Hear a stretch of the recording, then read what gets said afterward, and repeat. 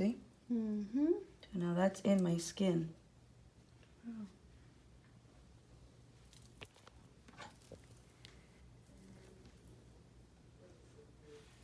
So this is basically tattooing your eyebrows. Mm-hmm.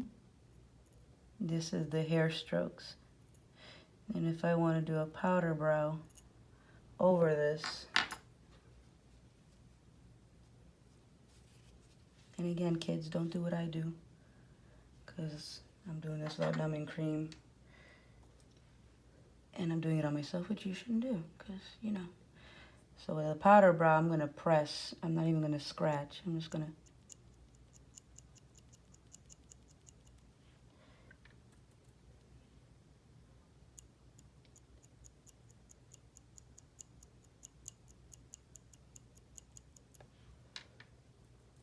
And you're going to see how that's going to look shadowed in.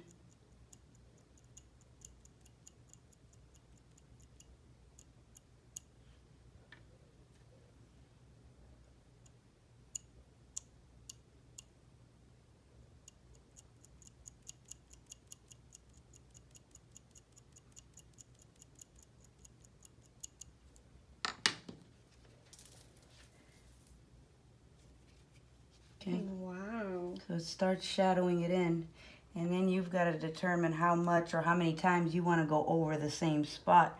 Because if you don't want it to look too dark, you can't do the same spot or do what I'm doing. You know, this powder brow, you can't do it or press on the same spot too much, because it'll get progressively darker.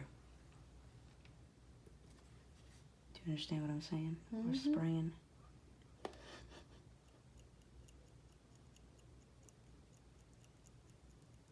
So this is why I shouldn't be allowed to have these things at home, because... So you see the shadowing compared to this side? So that's why you do a powder brow, because if you don't have enough hair and you want it to look bolder, or you see how this part right here looks fuller because I actually have hair, so it looks darker. So if I was just to do those hair strokes, you see how it just looked kind of blank? It would never look filled in like this. So I have to do a powder brow on the ends, but I won't do it in here. I see. So that way I can still see my skin through the hairs, which is what creates that 3-dimension. If I cover that all solid, then that's what those tattoos, the old-fashioned, it was all one. I know I said I wasn't going to do this today, right?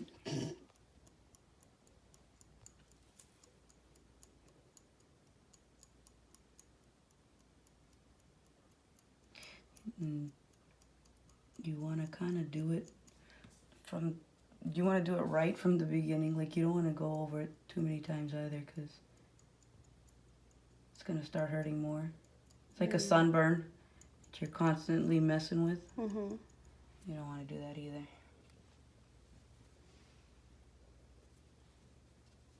Okay.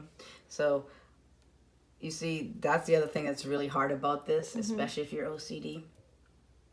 Okay, so I gotta trim these hairs, but that's a squirrel. That has nothing to do with what I was about to talk about. Here's my little scissor.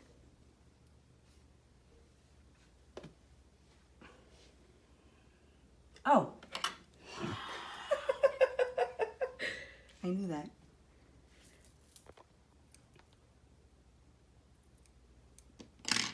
Okay, so you see how all of a sudden this part right here makes it look like I got a weird dip.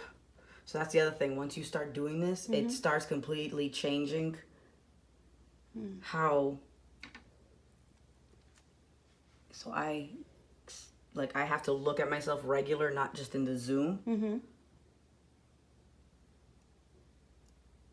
For me to determine like what shape I want, or how much do I want to emphasize something.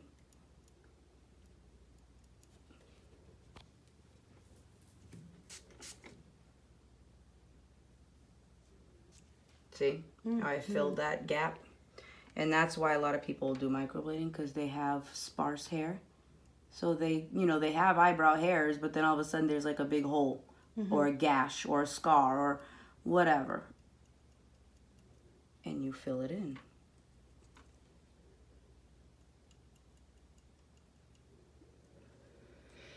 And then I keep it sparse here.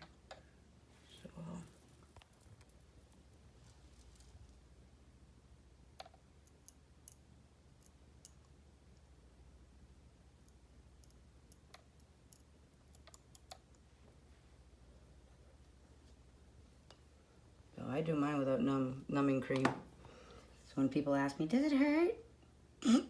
You're asking the wrong one. It's like when you tweeze your eyebrows for the first time, it hurts a lot. And then after you get used to it, you're like, oh, okay, well. I'm basically just pressing the pigment in the cut. And sometimes you can also like leave the pigment on and let it sit there for a few minutes. But I'm too nosy and I need to see the results, so I take it out right away.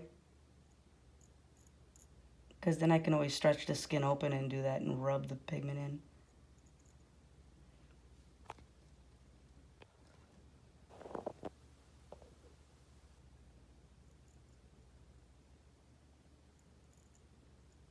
How long does it take you to do this usually? On someone? The appointments, I set them for 2 hours. So we don't ever have to like rush or feel rushed. Because this is not something that you do lightly. It's not like you're like, oh yeah, it's okay. I mean, the worst that can happen is I don't like it. And, you know, we just rub it off. And you can't rub it off, as you can see. You can't rub it off. So you mess up, you're pretty much done. Or you can grab developer, like a 5 developer, 10 developer, but that's going to burn. And you're basically trying to bleach out before it actually sets in. Or salt water. Salt water, hydrogen peroxide, all that stuff is going to... But you see the 2 scratches that I gave myself? So I'm not going to do a powder brow on this. Because most people are sparse. So they have shorter or less hairs on this part. And then it all comes together, right? So I leave it like that. I don't... until I decide not to leave it like that. Ask me no questions, I tell you no lies. And with every microblading, you get a comedy show. Well, it is kind of important to distract people while you're cutting their face. I've had people I could like see their heartbeat. And I'm just like, oh man, they're really nervous. And the more nervous they are, the faster their heart is pumping. That means they're going to bleed more. You know? So you also want to keep the person calm. So you see? So now when I look at it, how you doing? But then this is where my OCDness kicks in. And again, why I shouldn't be doing this on myself or have these supplies at home. I'll walk by one mirror and I'll be like, but wait a minute, it looks different now. Hello. Who put this in the plates? Probably Jade. I don't know, dude. Go eat. Okay. I will start noticing like, oh wait, maybe I can, oh yeah, right there, that hair, yeah, right there. That spot, yeah.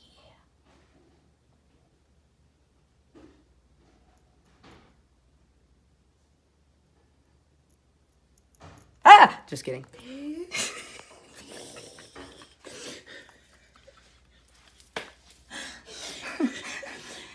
Gets him every time. So you see now I just feel that little gap that I felt was like, But then if you start obsessing, all of a sudden you're like, oh, damn, now I got a full fill. Or now my eyebrows are much thicker than I had planned. But that's, you see. And so I'll just kind of keep creating. So now I'm actually planning to make them a little bit thinner. Because I actually want to kind of remove some of this down here. So I'm not, when I do a retouch on myself, I'm not going to keep adding anything more to the bottom. Okay. So eventually it'll just get lighter and lighter and start looking lighter and lighter. And that's the benefits of microblading is that you, as you get older, your skin moves south, right? So your eyebrows are going to move south with it. So if you have something permanent that you can't relocate, your eyebrows are going to be like down here when you're older. Oh, God. Yeah. That's not a cute look, right? So as these fade, I can start repositioning them. So now I look at it and I'm like, okay, I got to put some more here in comparison to this one. This is where the, you know, like the eyeliner, and everybody wants that nice thin eyeliner, and then all of a sudden you're like, I went for the smoky eye. Because you're trying to balance. Yeah, so you've got to know when to just back away. I'm learning. But my clients love that I'm OCD because I go, oh, no, go ahead. Take your time. Take your time. Go ahead. You do what you got to do.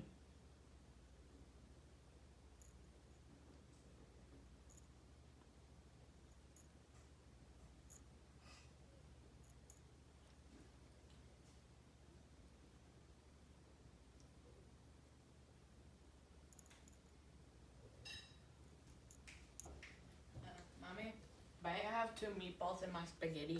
Yeah, man. Go nuts. Alright. Okay, so you see now how all of a sudden I'm raising the eyebrow now? Mm-hmm. So now I've got to follow it. So even if I don't like it, I got to follow it because then I'm going to have a dip. And the other thing is you got to be careful with the light because sometimes it'll reflect off your bone and create a shine that highlights it. And anything that highlights pops out. So that means this is going to actually look more back than it is. Okay. So this actually might look like it's dipping, but it's not because of how the light is reflecting. So you have to look at it from different angles sometimes and see, wait, am I seeing what I'm seeing? You know what I mean? Because your eyes can play tricks on you. And if, let's say, I did just one eyebrow at a time, and this eyebrow is really dark now, and this one's really light, this one's going to look thinner than this one because it's darker. I see. So then you know what I mean? Then you're really messing with your perception. And then if somebody has a bone that protrudes more on one side than the other, because a person's face isn't, for example, just point out all my flaws today. This is my ear. This is my ear. They're not the same height. So if I were to base my measurements on that, my eyebrows would be like this. You understand? So sometimes when it comes to people who have a bone that comes out more than the other, so let's say my bend of my bone starts here and this one just kind of slides back, this eyebrow is going to look smaller and it's going to look more in than this one. Your measurements are going to tell you that it's the same thing because when you measured it, you started here, you found your peak and you found your end. Yeah, that's all right. But in perception of vision, it's not right. So that's where you have to use your eye, and then you have to add where you see that visually, even though the measurements are the same, this still looks shorter. So I have to add a little more roundedness up here to create the illusion of a dip, or the dip that's just as strong on this side. You understand? And that happens a lot. And it's pretty scary when it does happen because you're like, oh crap, why did this go wrong? And it's permanent. So you have to really cultivate that eye.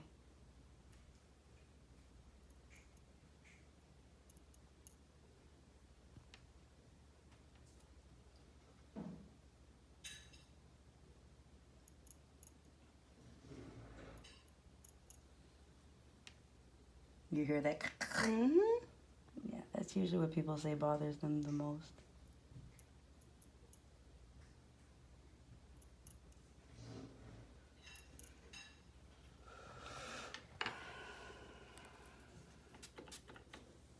When I first used to do that, I would tear up a little bit, like. I was just about to say, you're not tearing out one bit. I've done this so many times on myself that sometimes I pick the scab just so I could go do it again. That's not healthy. Because I'm so curious as to what's going on inside. How is it healing? So as soon as one scab comes off, I'm like, oh, now I got to see the rest. So again, I still feel like I need to add. Do you see what I see? You see how this one looks more horizontal? Yeah. And this one looks more rounded. And that's the other thing is I'm seeing all these Angry Bird eyebrows because they're giving everybody this real horizontal eyebrow.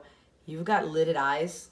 You cannot get a horizontal eyebrow because this is what it's going to look like. That's why I'm choosing to lose some of this because my eyes are starting to sag more. I see. So I need to raise this. So if I were to grab makeup,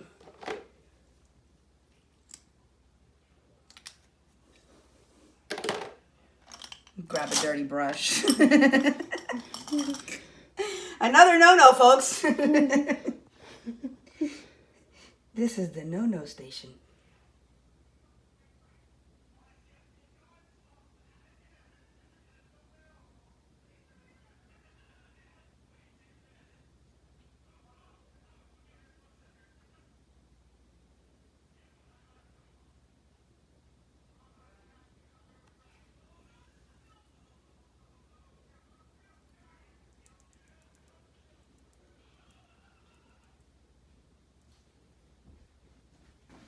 Right.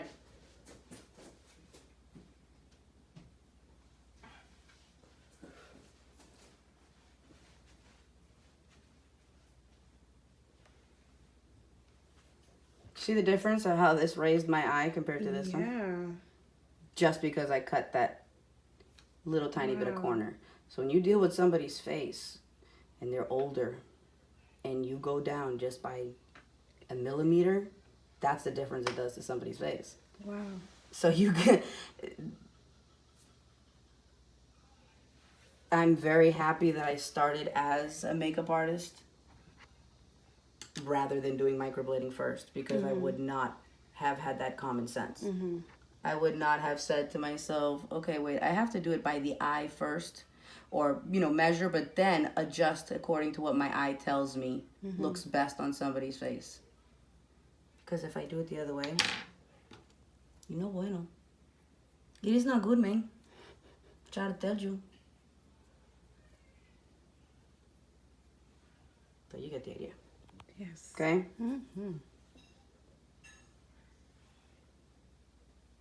But then I'm going to lower this a little bit so I don't look too how you doing.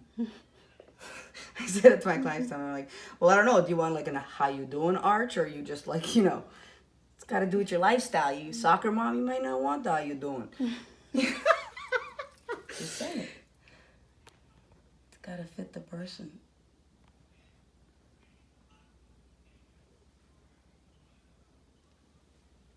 Get it? So now I gotta raise this part right here because I needed to raise my eye. If I let it go flat, it's going to, you see what it's doing to my eye? Because it doesn't have that slight bend. Yeah. So this is the conundrum and this is the problem with messing with your face. You start notice all the imperfections. Like, when did that get there? Man, what in the hell?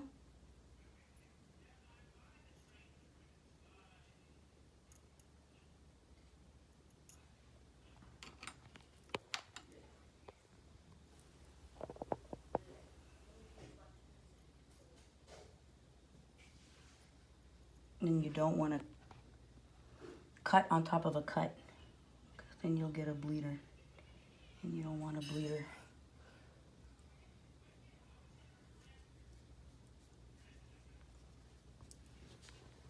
See how I added a little roundedness? Okay. And at this point I should probably stop, but that's not who I am. It's not my... No, I'm just not that kind of person.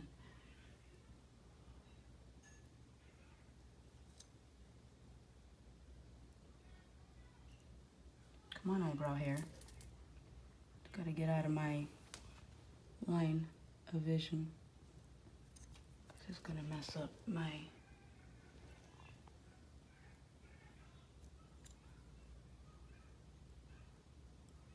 I see a fill I gotta do right there. But anyways, you see what I'm saying, right? I see. I see here needs...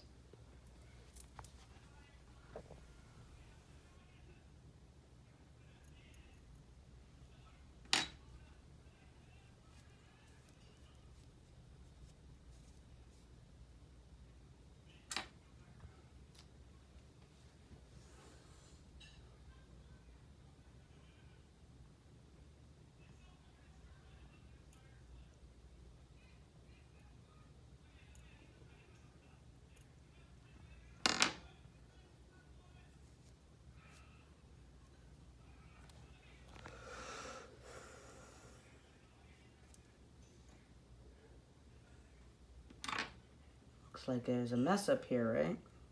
My hair. All the damn spot.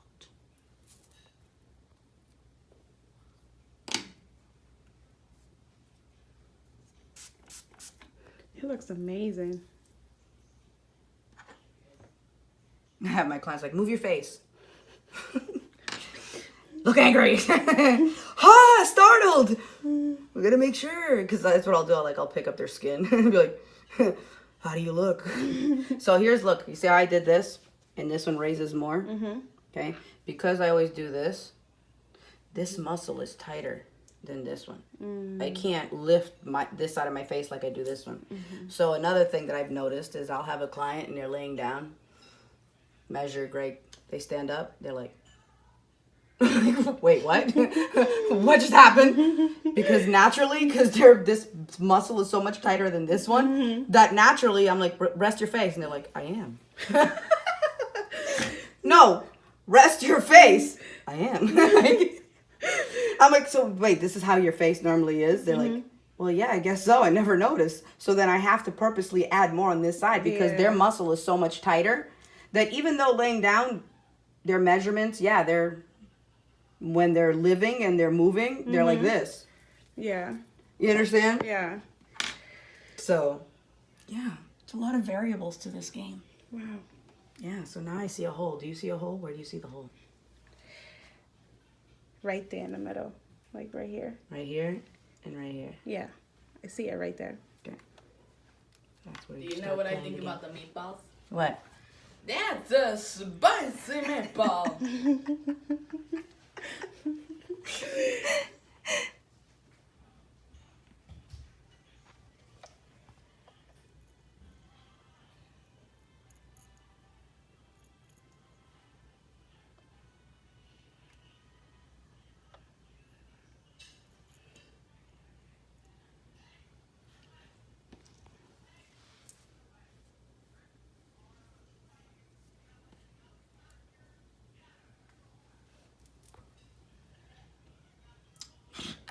No, I'm not putting concealer.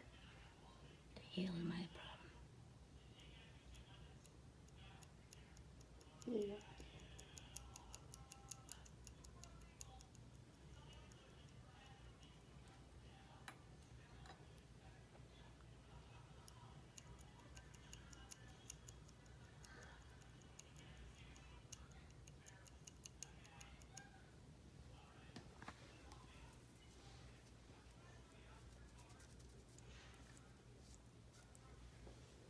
See? Ta-da! And now I see this part right here. This is what I'm saying. You see how long ago I said I should stop? And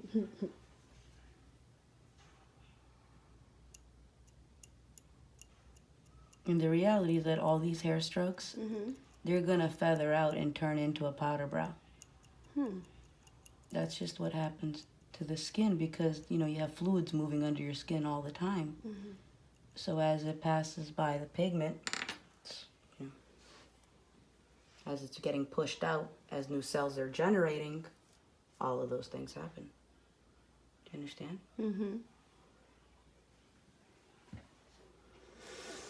And usually, because my left eyebrow fades faster than my right one because I sleep on my left side, I tell myself I'm only going to do one side.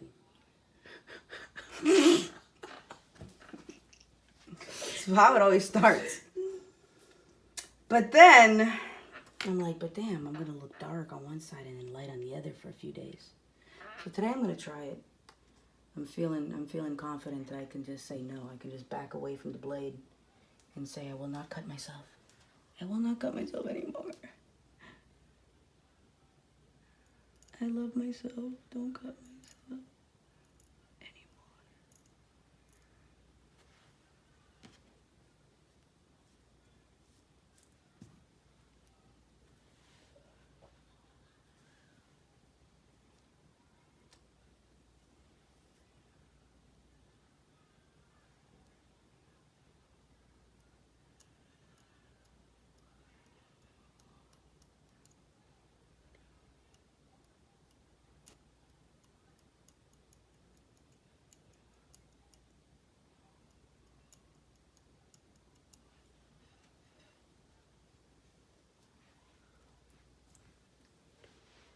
Boom.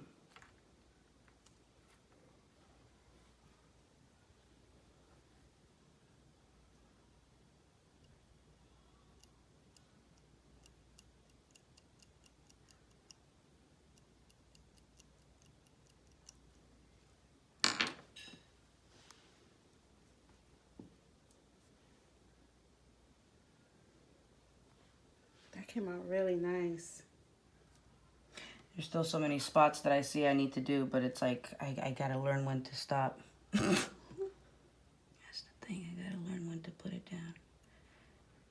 When I started doing this, because I needed somebody to practice on. Who do you think I practiced on? On yourself. On myself.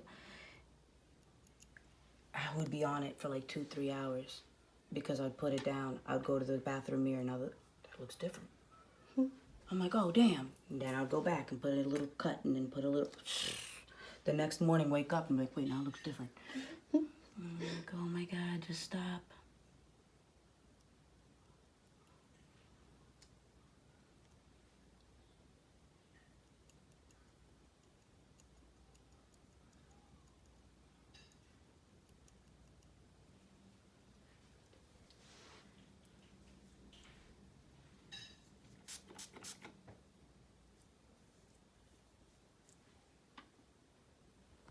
I think I'm gonna leave it alone because That looks nice. I need to, like I said, I'm raising it, right? So I'm not gonna do that horizontal, but you see how all of a sudden my eye, Yeah. but even so, this side sags more than this side, side. especially right here. Okay. So if I were somebody who did Botox, or I was somebody who did, there's electrolysis, this thing that does like electric, so basically it kind of stimulates your collagen in your skin, so it To tighten creates it up, a right? tight, yeah, but it's not like a permanent thing. Okay. So it's something you could do like every morning.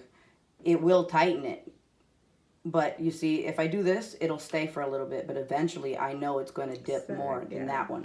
So in reality, I should add a little tiny bit more right here. Because that's what's going to end up happening. But for right now, I got to, like I said, you have to learn when to just put it away.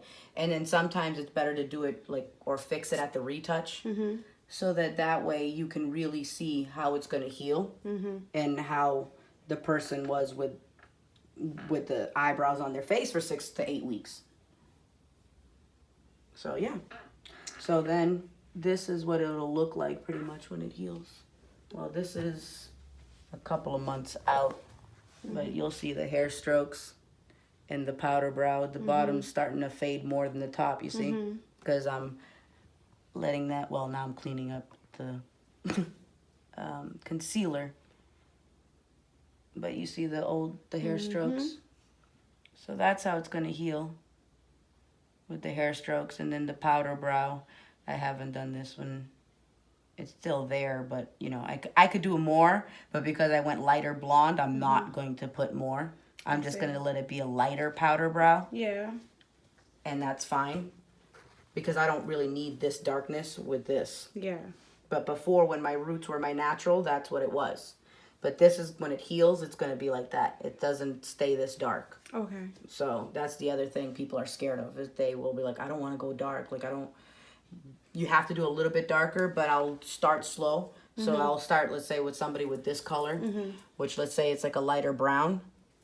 And then we'll add a few more strokes that are darker at the retouch to slowly get them there without making them overnight dark. Okay. Because then they're like fearful.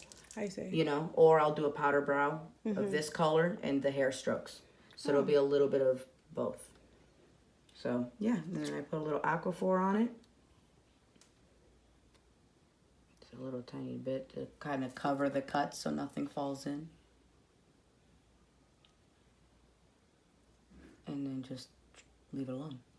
Voila. I guess I'll put some more here. You see what I'm saying? Mm-hmm. How are things going? Yeah. Ta-da! Good? Yes, good. And that's how I do it.